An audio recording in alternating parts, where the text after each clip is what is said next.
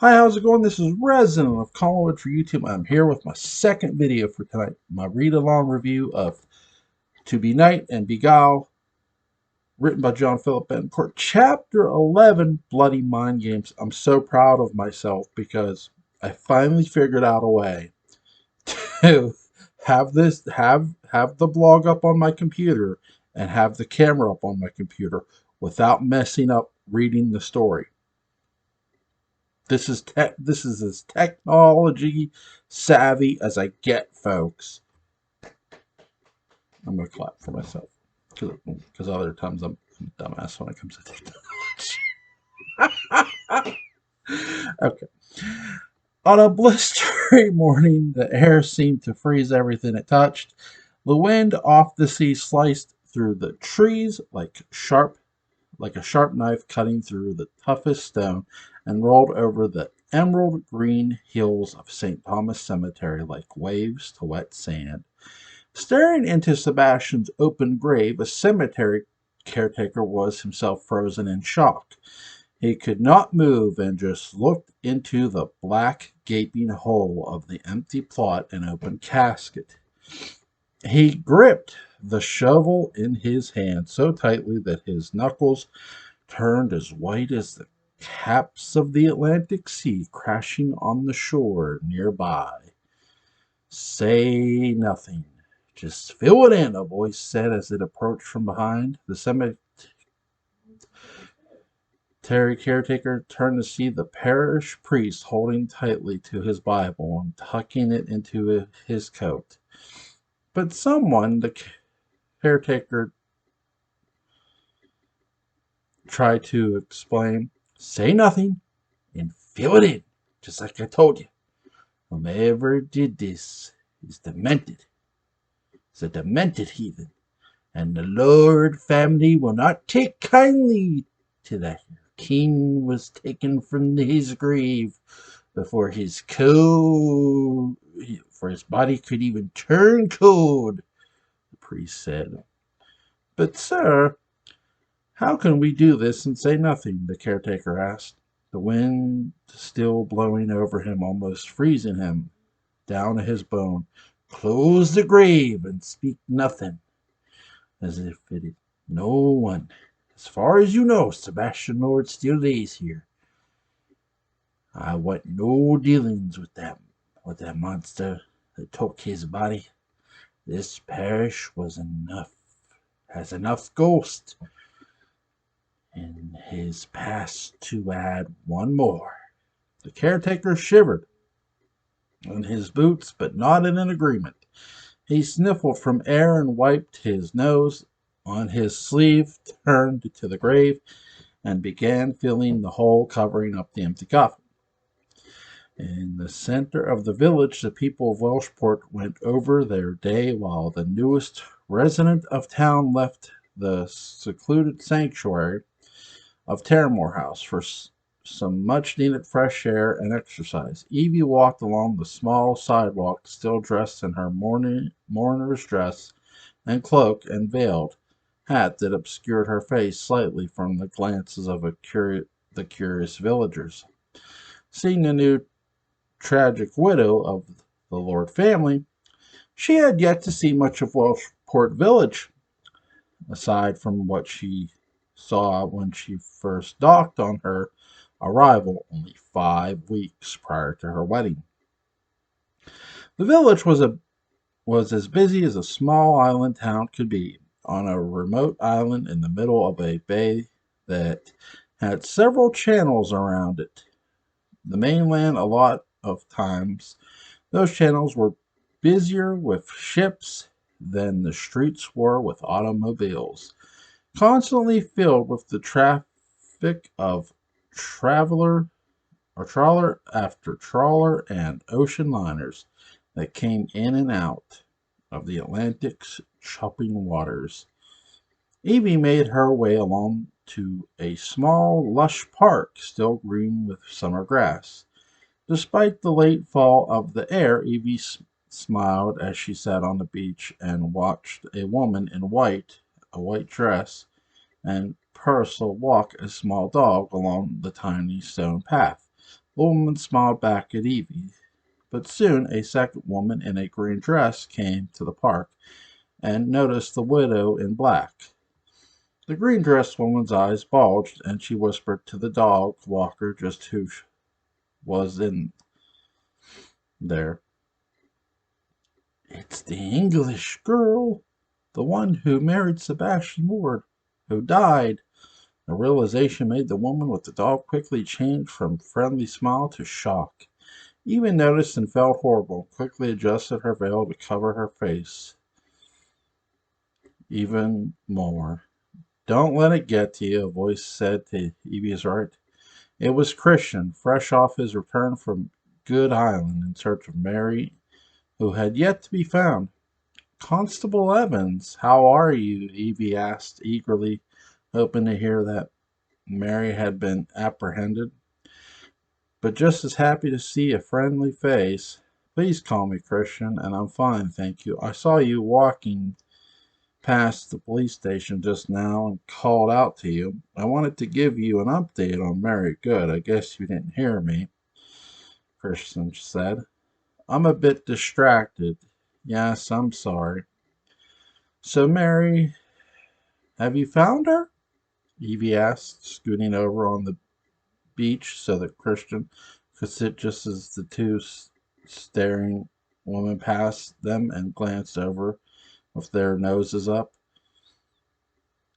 "Well, there is good news and bad news. The good news is I'm sure she is going to show up. There hasn't been a ship, sorry, that there hasn't been a ship that left the port to the mainland in the last week. So Mary is for sure still on Welshport. Where on the island is the question," Christian said.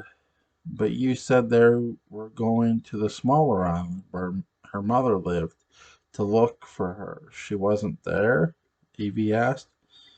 Christian thought for a second. He knew he had gone to Good Island. He knew he had spoken with Mary's mother, Eliza, but something felt odd. He couldn't remember what they had talked about or what explanation Eliza had for Mary's absence. His face was deep in thought. He pushed his mind to go back to that memory of what Eliza had said, but the bewitching dust Eliza blew into Christian's face kept him from that. He was blocked. He was under a small spell that kept him where Eliza wanted him, away from Good Island. "Well, Christian said, struggling to say what had happened. "She was obviously not there," Evie deducted. "Listen, I know you're trying to, and like you said, she couldn't have gone far," she added. "We'll find her, I promise. I won't let her get away with what she did," Christian said. He looked deep into Evie's brown eyes. She smiled at him, and he felt how kind he was, she smiled at him and felt how kind he was and how much he was trying to help her. After all, Sebastian was his friend too. They had known each other for years, and Sebastian's death rocked him to his core. Seeing him dead on the floor, bleeding the way he was, cold and ashen, was as traumatic for Christian as it was for Evie. Together, they shared in this tragedy in a way they could have never imagined. "You've truly been so kind. I know that there are a lot of things that you could be doing, and being here for me and the family is something I will never forget," Evie said. "Of course, it is my job, after all," Christian said, smirking. "But you could have easily sent someone to Terramore and let us know that Mary wasn't found yet. But you chose to find me and tell me personally. That shows very well on you," Evie said. Christian blushed. He was enamored with her, and at the same time he restrained himself from reaching for her hand and squeezing it like he really wanted to. He had to constantly remind himself that was that this was a woman who had just lost the man she was married to for a brief moment in time, and not to mention the man she married died in her arms and in front of Christian's face. His own friend's widow. I just want to make sure my friend's murderer is brought to justice. For you, for his family, and most of all, for Sebastian himself, Christian said. Thank you, Christian, Evie said as she reached over and did what Christian was only thinking of. She grabbed his hand and squeezed. There was a sudden rush of energy that came over the pair when Christian put his hand on Evie's. His blue eyes put her at ease. She felt safe. She felt happy. She felt secure with him. They looked each other in the eyes, and it was like an electricity surge running from the top of their heads and shooting down their arms and wrapping around their wrist. It was exhilarating and romantic. There in the cold, breezy park under the beech trees that slowly dropped their yellow oval shaped leaves down on them like golden flower petals sprinkling down in dramatic geometric patterns all around them. They sat there only for a few seconds, hand in hand, suddenly realized how long they were interlinked, and Evie quickly pulled her hand back, feeling a bit embarrassed. I should get back to the house, Evie said. Of course, of course. Can I get you a ride? Christian asked.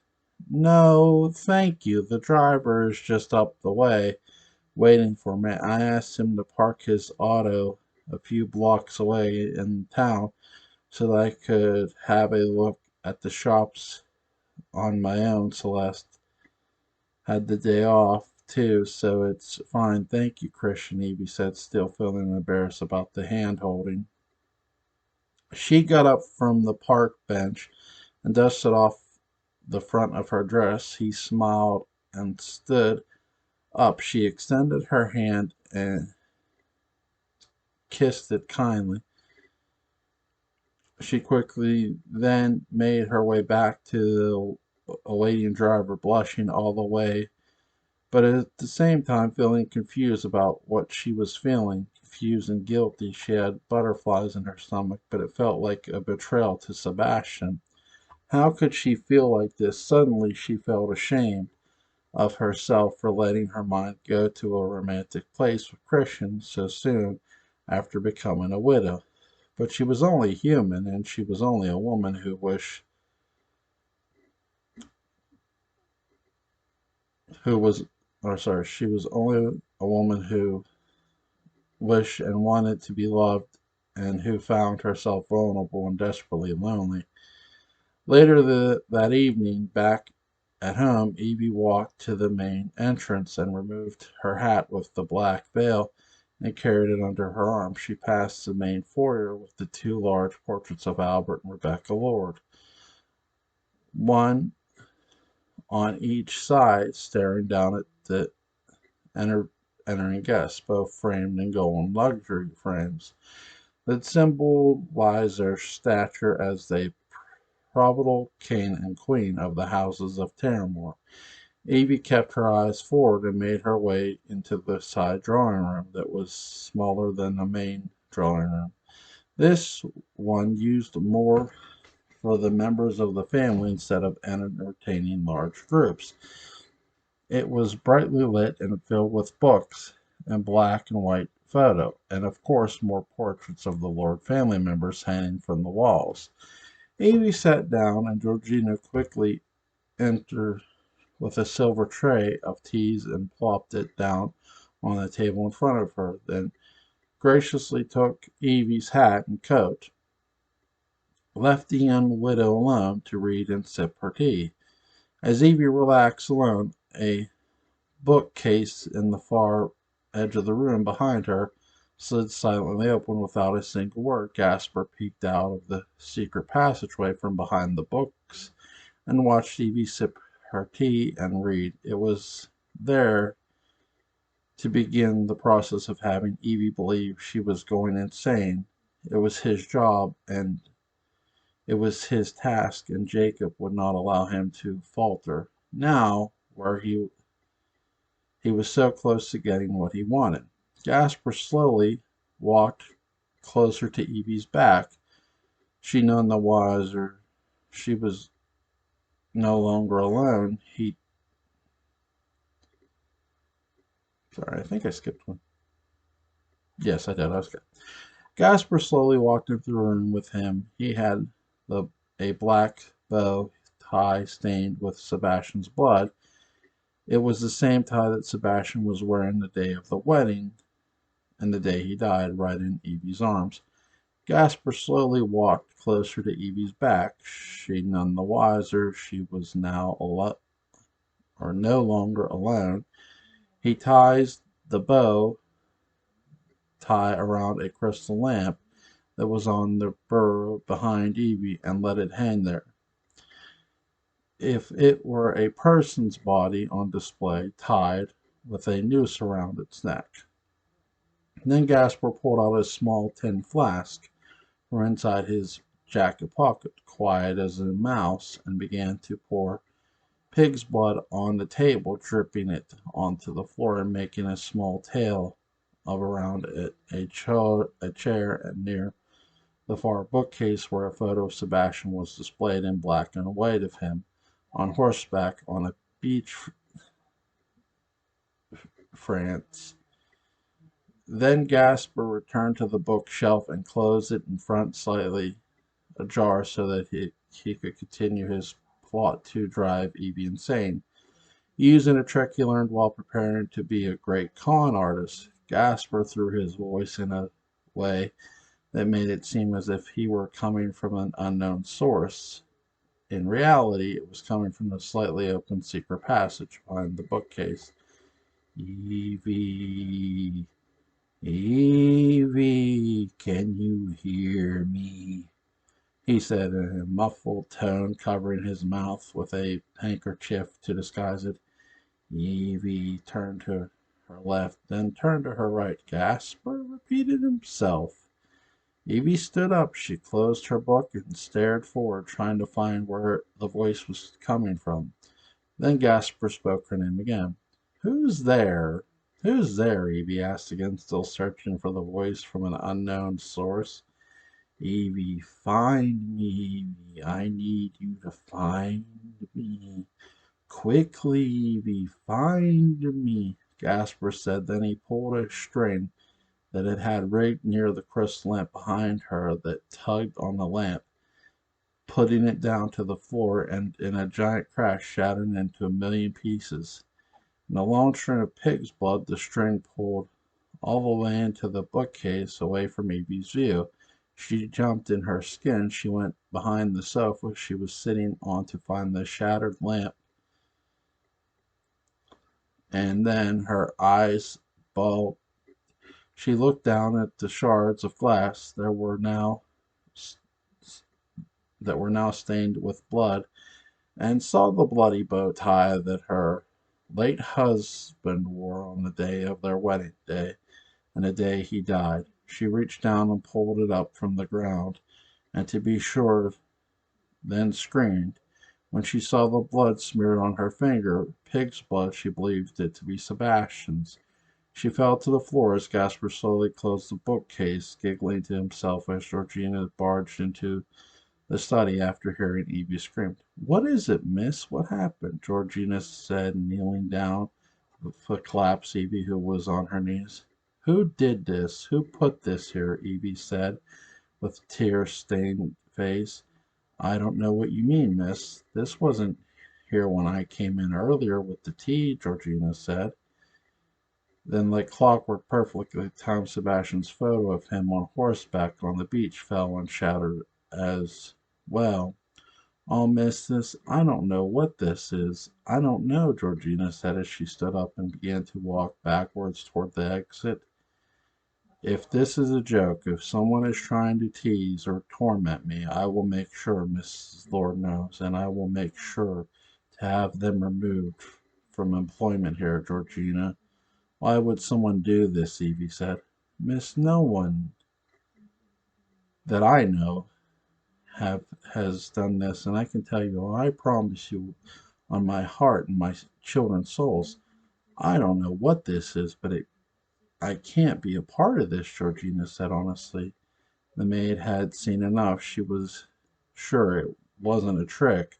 Her fear or her paranoia played in perfectly with the scheme to drive Evie insane. And it was just beginning. Evie was shaking. She stared down at the photo that had fallen and broken and picked up of the glass and shattered bits of frame. She looked at Sebastian in the photo, smiling, happy, handsome, and alive. She began to cry. She dropped the photo back into the floor and rushed out of the room, devastated about the seemingly cruel trick someone was playing on her.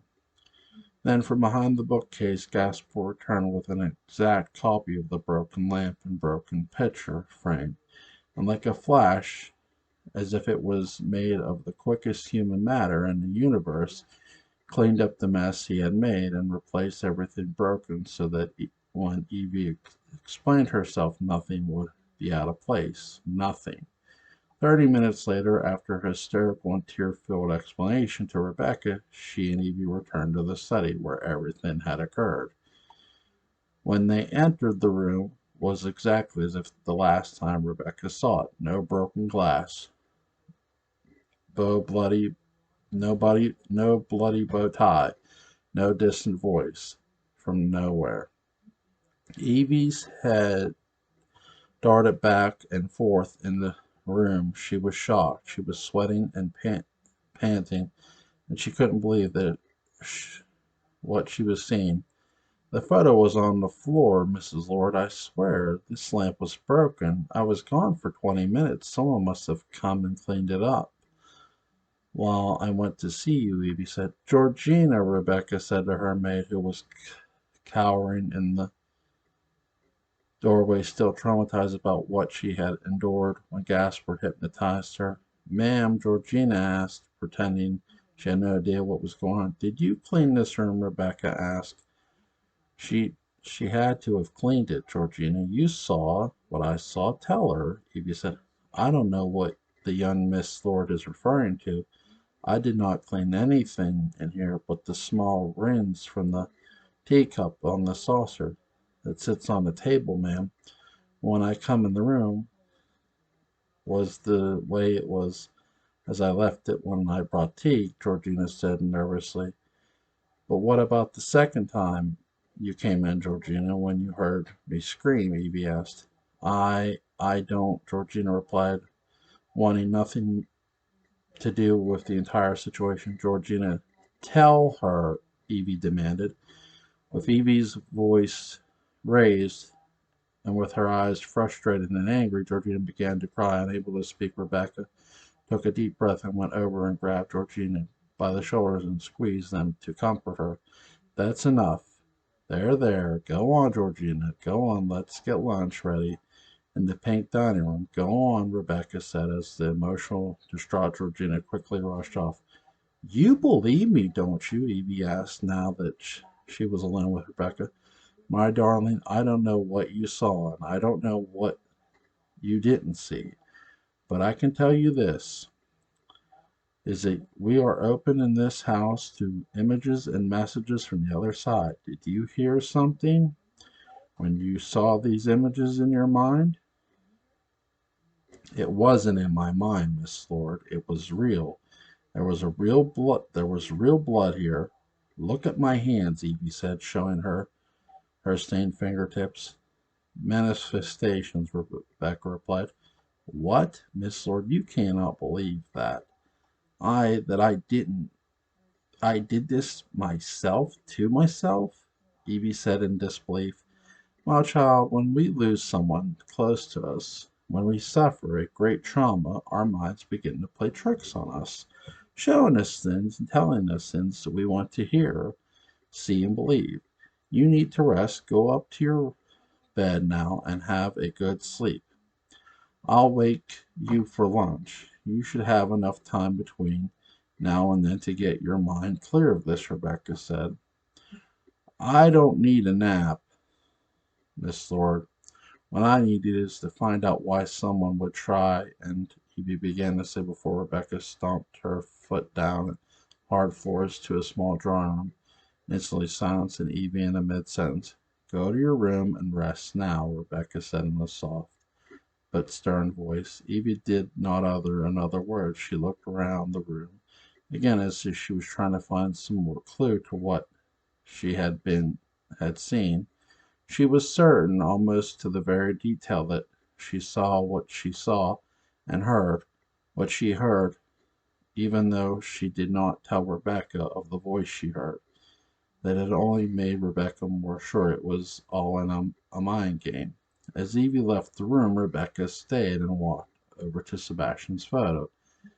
In its new frame, a frame Rebecca did not recognize as new, she looked at Sebastian on the horse on the beach and tilted her head as it.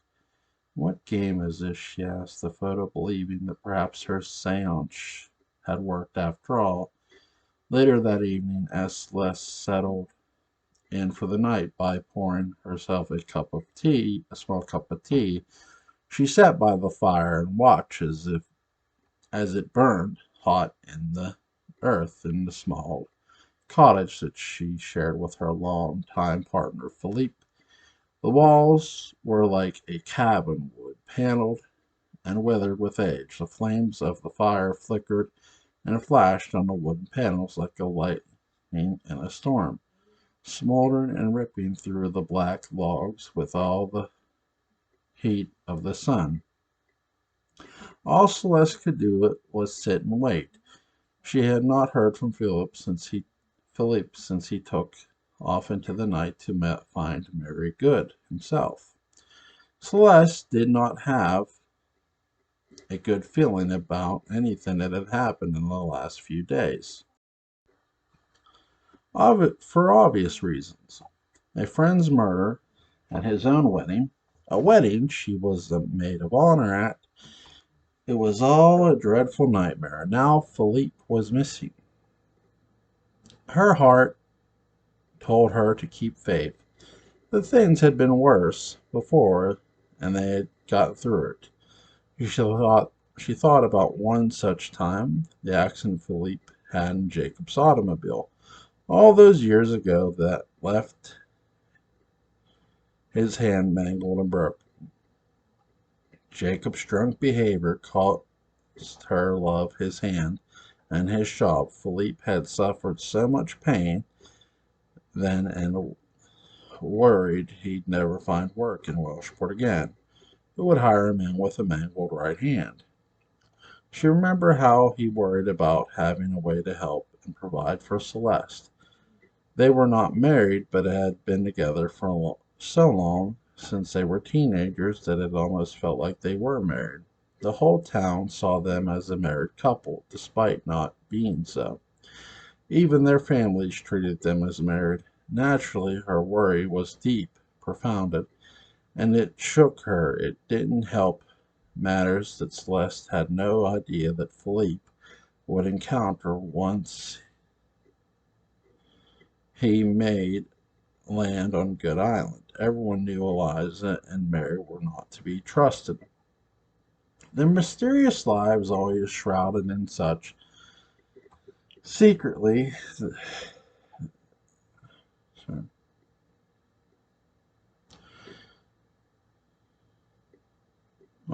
such secrecy, that it was clear danger lurked on that tiny island anywhere you looked.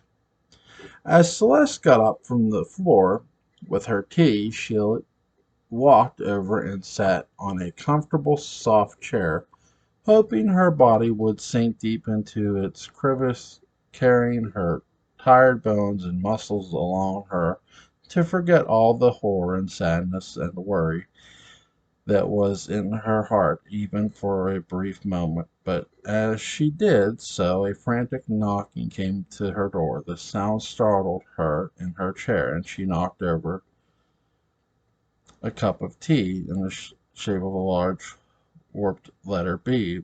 She looked at the mother's wooden grandfather clock standing directly across from her. It was 11:30 at night. A shudder ran up Celeste's spine. "Who's there?" Celeste asked as she put her ear to the door. Jacob, Lord, a voice said from behind the door. Celeste gasped as she has never any of the Lord family members over to yet her own home. She fixed her dress and fluffed her hair, and slowly opened the door, allowing a cold wind blow into the house.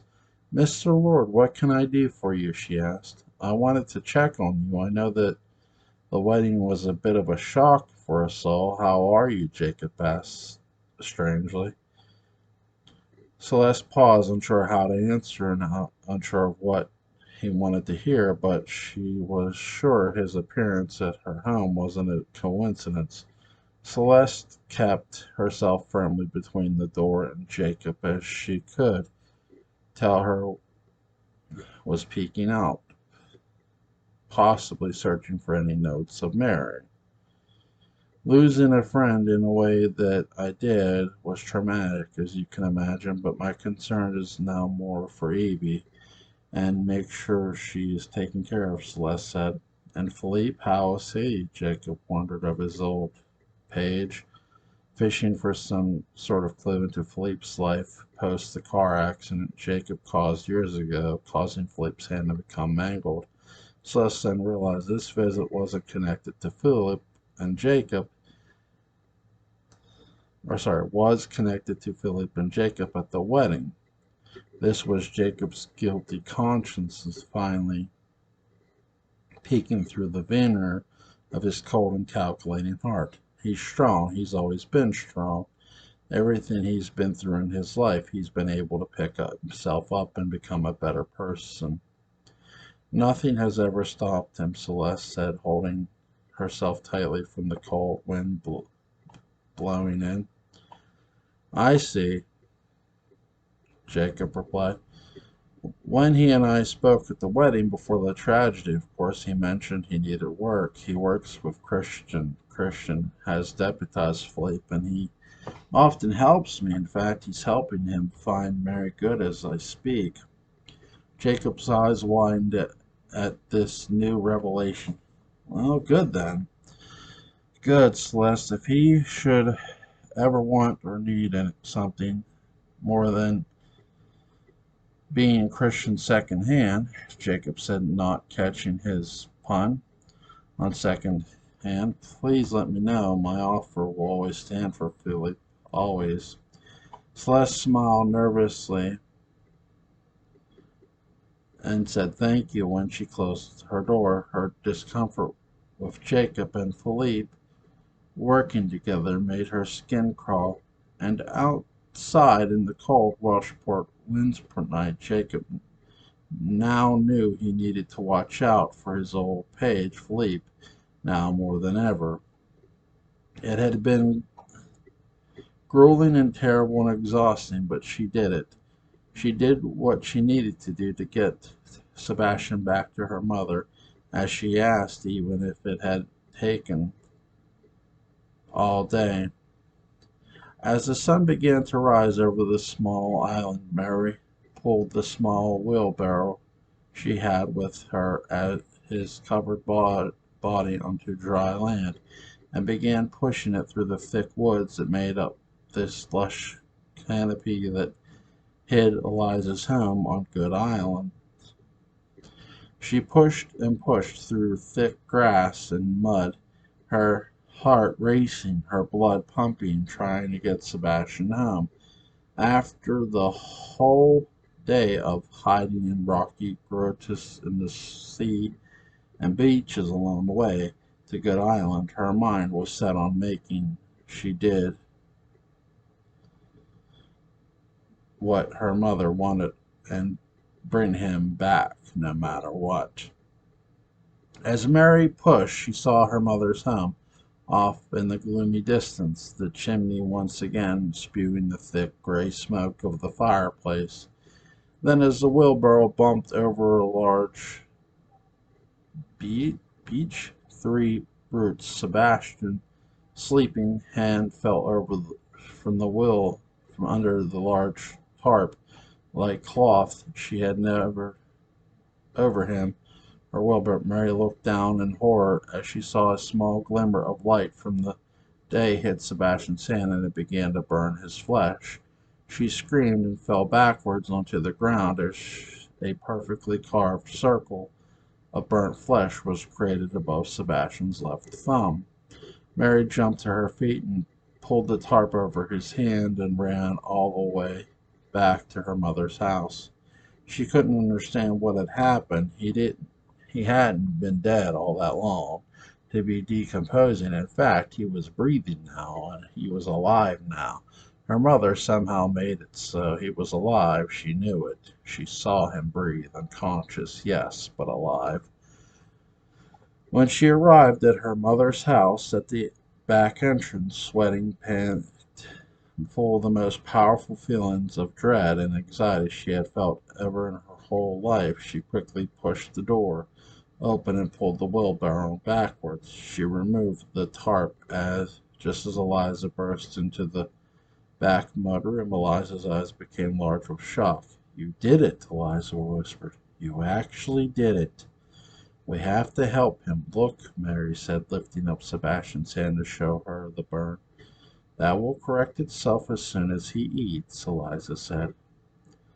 "It burnt in the sun, Mother, right in front of my eyes. His hand burnt in the—" As Mary was about to finish her sentence, her mother moved to the side and reflected a small metal cage with Philippe laying in it. "Mother," Mary added.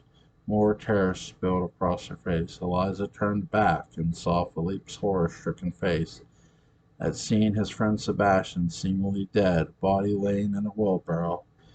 He shook the cage with his hands and screamed like a trapped animal and began to cry, horror too now spilling across his face. "What have you done?" he screamed at the two good women. Eliza turned back to the confused Mary and only said, "We have company." All right. That was chapter 11, guys. So, Sebastian, as I said before, Sebastian has been turned into a vampire. Eliza's mother can cast spells on people, and so she casted a spell on Sebastian to make him a vampire. Yeah, I would, uh, I would say a prayer for Philippe, but I got a bad feeling about it. Yeah, sorry for your luck, buddy. You should have stayed with that nice looking wife of yours. Jesus. Oh my God. I'm sort of wondering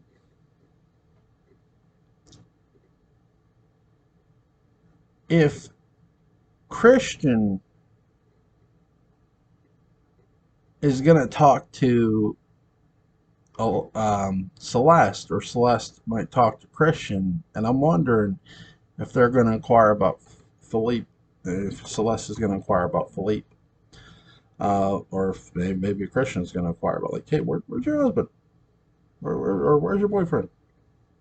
Where's he at? All right, guys. I really like the scene setting. Do I have a favorite character in this so far? I like the island itself. I think the island itself so far has been my favorite character. Um, it's just seems like a really interesting setting. So, link is in the description box, guys, for To Be Night and Beguile. Have a good night.